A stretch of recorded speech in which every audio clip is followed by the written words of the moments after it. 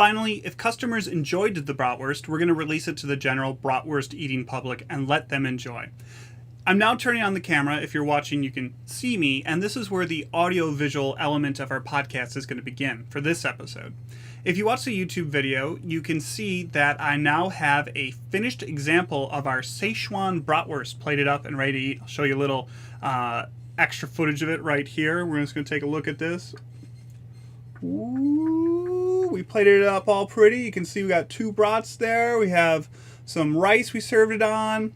Got some delicious sriracha sauce, some extra green onions, and some beautiful sauteed stir-fried veggies. So I'm going to go ahead and, try this, talk you through what I taste, see what you think of it. And we played it up like this because we always like to think of ways that you can enjoy a bratwurst outside of just a bun. Obviously, you can put on a bun and it's delicious, but it's fun to dress it up beyond just mustard, ketchup, onions. So the extra green onion's really nice with this, as well as the sriracha sauce. So I'm going to go and take a little bite, cut some up. So you can take a look. Right here, we got our first bite, a little bit of rice, some green onions, some sriracha sauce. Right away,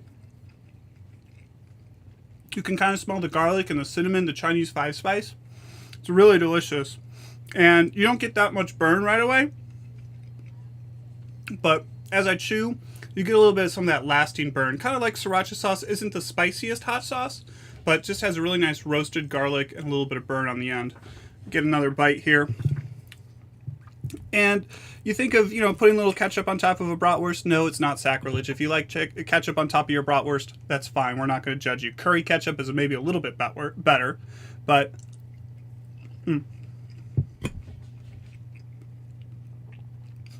putting a little bit of extra sriracha sauce on top of your bratwurst is just like putting some ketchup on top of your bratwurst. It's fine. Have a little veggies with it.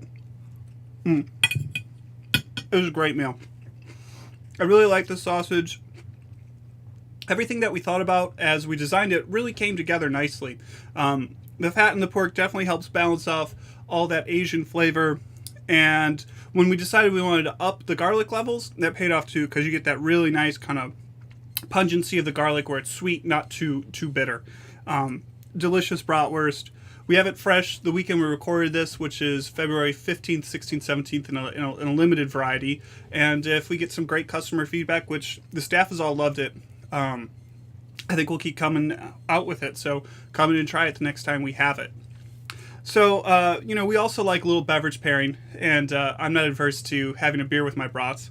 We like to pair bratwurst like we'd pair any other dish. We think of it as a meal in a sausage.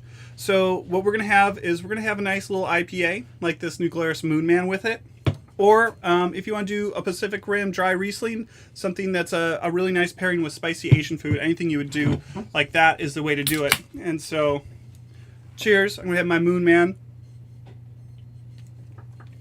You get some of that nice fruitiness from the hops, a little bit of the bitterness, and that goes great with the pork, with the spicy food. So an IPA with your bratwurst or dry Riesling, great pairing. So I'm just going to take one more bite before we wrap this up because, it's so good. And this is a fresh sausage, and with our fresh sausages, we always recommend boil them first and then put them under the broiler on the grill. And you can see that gets you the nice kind of brown on the outside. Really good with the rice. Really good with the beer. I'm glad we didn't put beer inside. I'm glad we didn't put rice inside. That is my review of that sausage. So I hope you enjoyed the little video part, and I hope it gave you some visual clue about what the sausage looks like, how we like to plate it if you want to be fancy. Like I said, put it in a bun and enjoy it if you want. It's perfectly good that way. But doing it up a little fancy can be fun. So we're going to wrap up the episode now, and I'm going to finish eating this plate. As you can see, there's still bratwurst and a half left and all the veggies, so we're going to finish that up. So a lot of people say, you don't want to know how sausage is made, you want to go back in the sausage kitchen, but we do get a lot of questions about the process. We get a lot of interest in how we come up with flavors.